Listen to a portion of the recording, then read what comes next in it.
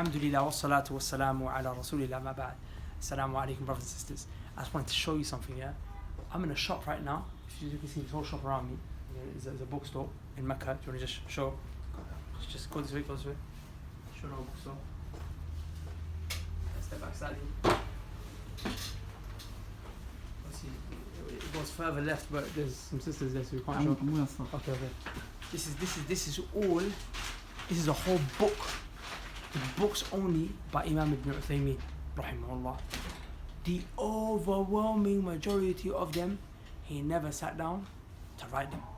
This is all him just teaching. I want to show you something, Matt, subhanAllah. Look at this, yeah? This right here is all the fatwa that he gave when just like an open sitting, right? It's that whole box there.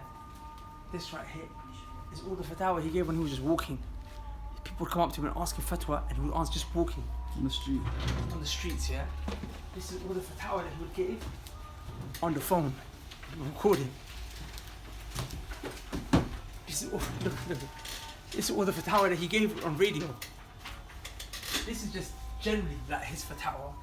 And then you got his explanation of Bukhari, Muslim, Bulugh Maram, his tafsir. Wallah, the list goes on. This whole book store produced by just one man. Alright, the best way to explain him, I remember how our teacher Ustad Abdul said, it's like Imam ibn Uthaymeen rahimahullah, he was just swimming in knowledge. Like he grounded himself, and the reason why he was able to do this, literally from the top of his head, he would just be able to just teach books. And imagine when you write a book, you type things up, you edit things. This is literally just word for word. His recordings are taken and they turn into books.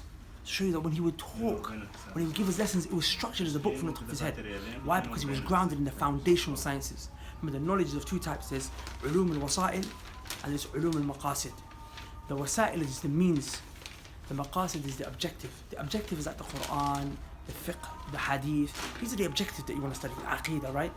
The means how you study that is the Arabic language, qawaid al-fiqhiyya, the science of hadith, the science of the Arabic language, and so on and so forth. Because he grounded himself in those sciences is why he was able to do this.